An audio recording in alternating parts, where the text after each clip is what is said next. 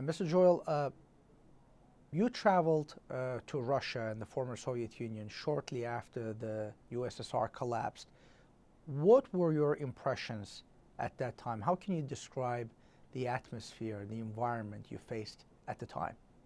It was an eye-opening experience because when I landed in Moscow and entered through the airport, I was struck by how I would say behind the times the airport was to what we have in the West. So it was kind of a clash of expectations. Here I am all my life knowing that the Soviet Union was the superpower that was challenging us and could destroy us if things became out of control. And when I went to Moscow and eventually also to Tbilisi, the state of the country was not at all what I expected. Irrespective of how the physical plant and of the state of play of their infrastructure was, it was an extremely exciting time for me and for many others to be in Moscow at the time after the putsch, because I was there in September. So it was filled of hope and expectations, and that was exhilarating. The people were looking for change and looking for something different. You spent a considerable amount of time in Russia and Georgia. Since those times, Russia and Georgia have gone in two different directions. And the same can be said about the Baltic countries, Ukraine, and some other former Soviet republics. What do you think accounts for this difference, divergence in the evolution of these nations, some going in the direction of a democracy and others becoming less democratic, in fact, autocratic? Now, if we ask the question, what happened between those rising expectations, that enthusiasm for freedom, liberty, and change, and how things have evolved over a period of time? Well, I think we first have to begin with that Russia has always been an empire. It really has never developed into a nation state. It's always been an empire, a multi-ethnic country, continental in size. Many of the principles of independence are very different for them than for the countries that were part of the Soviet Union. You mentioned the Caucasus, you mentioned the Baltic states. From their perspective, they wanted to be free of the empire. They wanted to harness themselves in their countries and define those countries according to their own terms, not that of the Soviet Union or Russia. So immediately at the collapse of the Soviet Union, those countries set sail to discover themselves, redefine themselves, become independent nation states that operate on their own set of rules. Russia, I would say, had an additional problem. It was an empire, or had been an empire, and now it sought to define itself, and the question still remains open. What does it mean to be a Russian? What is the national idea of Russia? That powerful foundation of a country, I don't think was ever really grappled with. And because of that, they, over a period of time, because of the frustrations that developed with the privatization process and all the economic troubles that the country faced, it reverted back to what it knows best, which operating itself as an empire. Now, in the case of the Baltic countries, they always would refer themselves to the captive nations. They have their own language, their own identity, and their own principles that they steadfastly maintained, and they always strove for independence and their own liberty and freedom. In the Caucasus, the same is true. Some of the first gatherings in opposition to what was going on in the Soviet Union occurred in Baku and in Tbilisi.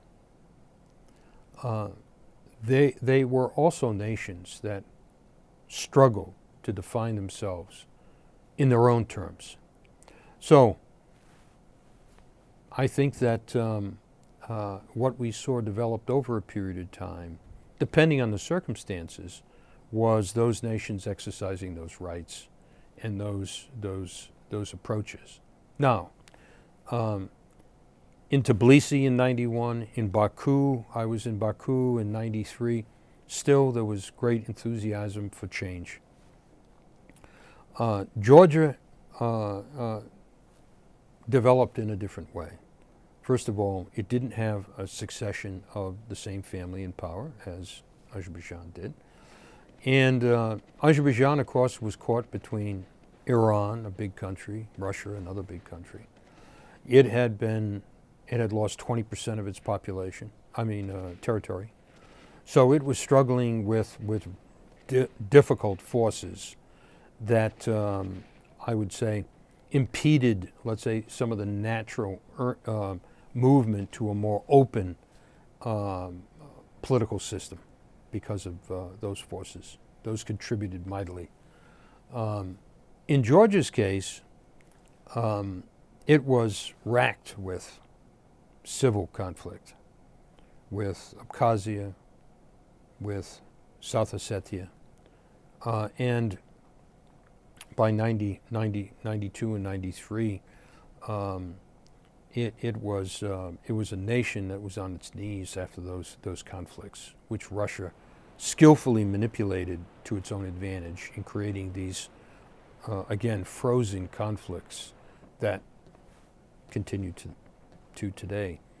Unfortunately, in 2008, Georgia's adventurism and lack of discipline manipulated clearly by the Russian Federation, gave Russia an opportunity to pounce and take steps which now we're seeing in, short of annexation, new agreements, more powerful agreements that put those governments of Abkhazia and South Ossetia under the Russian yoke.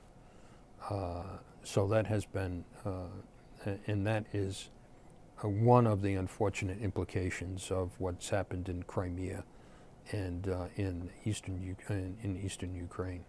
Looking back, what would you have done differently? If you had the opportunity to go back and start things over again, how would you have advised the U.S. government? What kind of steps do you think should have been taken? Well, I think we need to look at country to country. I think Georgia has been, with everything said, a great success story. And I think some of the most remarkable things have occurred, which is the peaceful transition of power 3 years ago.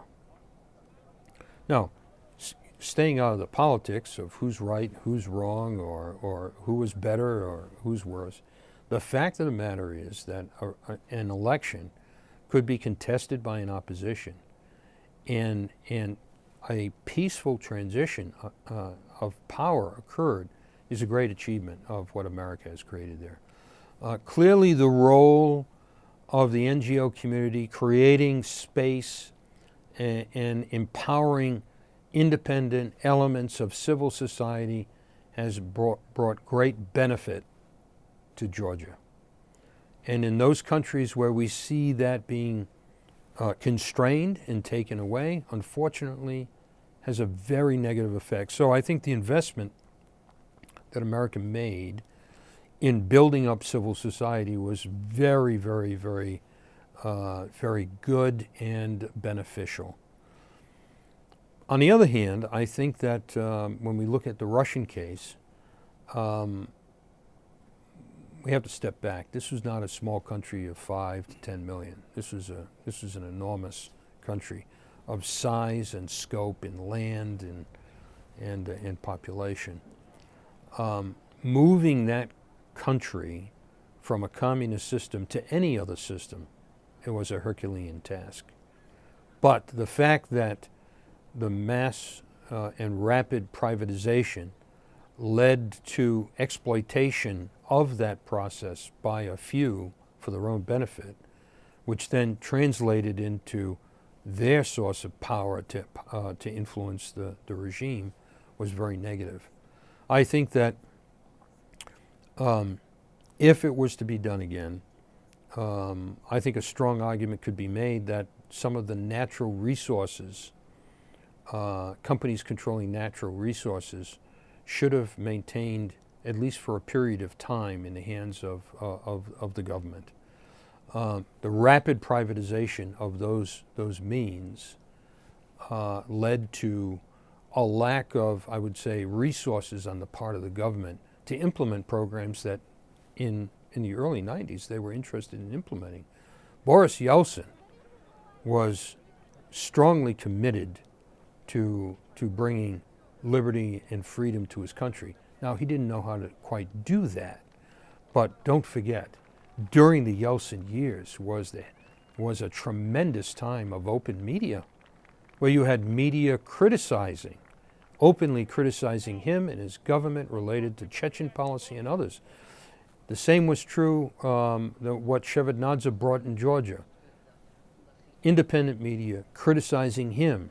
I remember being in Tbilisi and seeing the kukla shows, the puppet shows in which Shevardnadze was being mocked and others in his government were being mocked. This was part of political life. Real politics started to occur because of the open and free media. Of course, what we see in Russia now is anything but open and free media.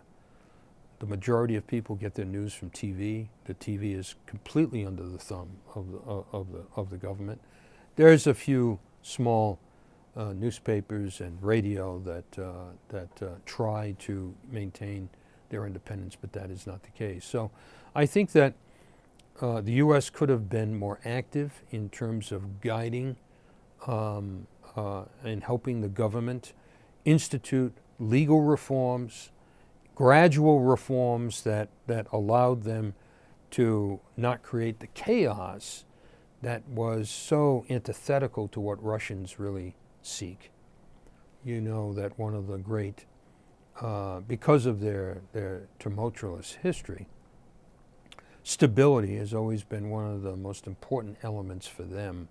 And the Yeltsin period, the Gaidar rapid privatization process became such that there wasn't really a safety net for the people to allow them to, let's say, be reassured that turning away from communism was in their best interests. That failure led to reactions that led to a more stronger hand that eventually now has grown into an enormous chokehold on the population. Let's talk a bit more about South Caucasus. Currently, there's an active conflict in Ukraine. Shooting is taking place. Unlike Ukraine, however, South Caucasus is fairly stable, but the region is full of frozen conflicts in Georgia and Azerbaijan. Do you have any concerns about the future security of this region? Well, I have great concerns. And I think if we take a look at what's happening now in Russia from a military maneuver standpoint, this is enough to bring us all to a tremendous tension and fear that a miscalculation or trouble could occur at any moment. Recently, they had a mobilization of about 80,000 troops all the way from the Kola Peninsula across to Asia. Since there's been all this talk and propaganda over the years that NATO advanced and encroached on Russia, I want to set the record straight on this. NATO advanced because they were dragged kicking and screaming in that direction. And it's because of the fact that the countries of the former Soviet Union were terrified at the thought of losing their independence because of what they saw occur in Nagorno-Karabakh, in Abkhazia, in South Ossetia. trouble in the Baltics. These and actions taken by Russia scared these countries to seek the shelter and protection of NATO's umbrella in order to stay independent. So I would say that any attempt of Russia or anyone else to say that it was Russia, it was NATO that tried to advance on Russia's borders is false. Russian behavior ensured that countries around them would seek protection from whatever means they could obtain, and NATO was the logical one. So let's look at what's happened since the end of the Soviet Union. There have been over 40 snap exercises by Russian forces. NATO has had 0 snap exercises. And the reason is because snap exercises can lead to miscalculation and can be misinterpreted as mobilization for attack. The fact that these snap exercises in the Arctic and in the South Caucasus, or the North Caucasus, I should say, greatly unsettle the region. This is going on presently. New modernized weapon systems are being transferred to the southern military theater of Russia, based out of Rostov. This is very, very troubling. There are now more troops, Russian troops, in Abkhazia, in South Ossetia, than there were since any time since the collapse of the Soviet Union. So anytime you have increased concentrations of troops and weapons and manpower, add that to the fact that Russia has walked away from the CFE treaty and is no longer concerned with troop levels and according to that agreement, and that it has violated the borders again of another of a sovereign country, the Ukraine. Of course, the countries of the South Caucasus are terrified because there are also Russian bases in Armenia, and they have some of the most advanced fighter aircraft in the world based there. So the South Caucasus remains a tinderbox, and the tinder has increased since Russia has entered into new agreements, I would say annexation agreements, with both Abkhazia and South Ossetia. This is very, very troubling and dangerous.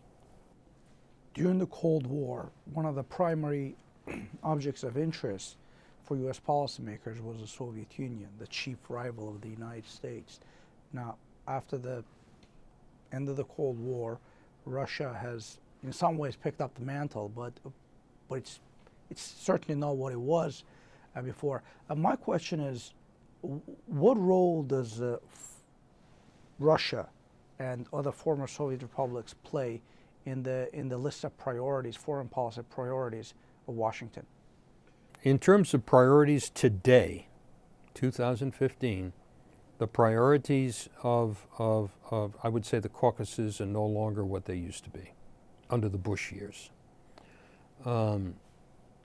George Bush took a very active interest in the government, especially of Georgia, as well as Azerbaijan. You mean George W. Bush? George W. Bush, yeah. So, but now there was a period of time that even Russia fell off the priority scope of the United States because of all the challenges we faced in Iraq and elsewhere. That's no longer the case since the Crimea.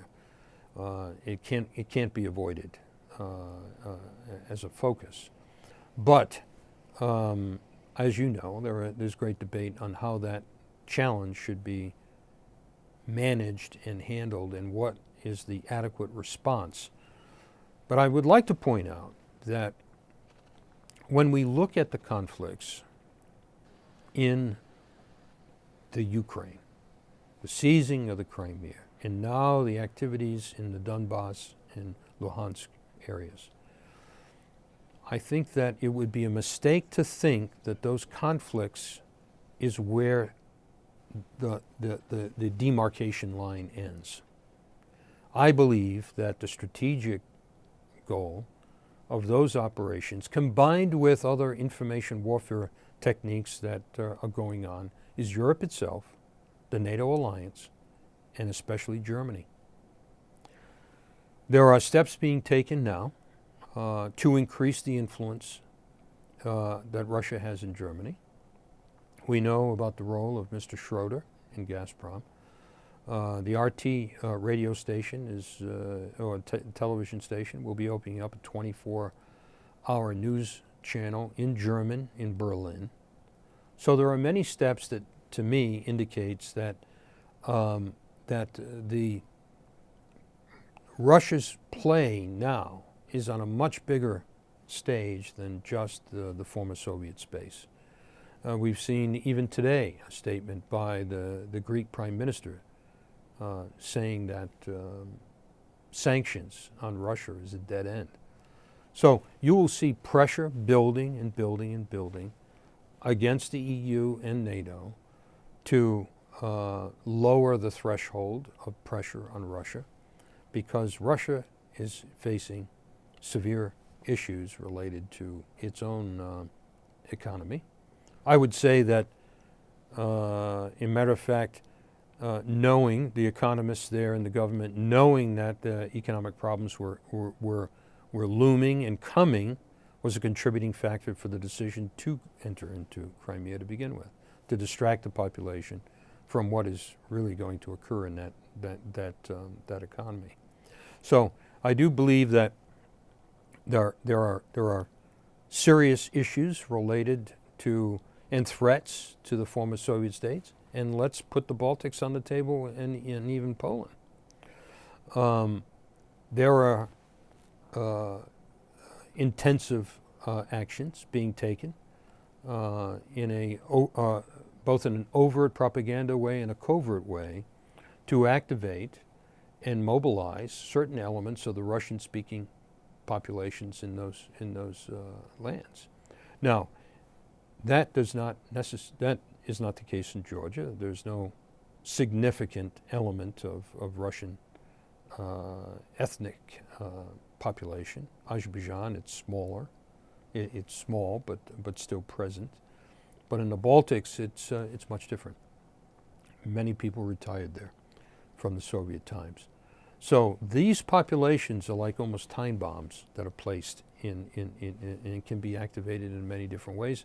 And as you know, the KGB was not about collection of information as much as subversion. The heart and soul of the KGB was always subversion. Subversion using the techniques of active measures, or how to influence the internal affairs of a target nation by all means available to them, which include from white and black propaganda all the way through the spectrum of unconventional warfare and terrorism. And we're seeing all of that now occur in the Ukraine. Add to this the whole dimension of the cyber world, which we didn't have back in the Cold War. It's no mistake that sometimes Estonia is referred to as Estonia, because their entire government operates on the web. And it's no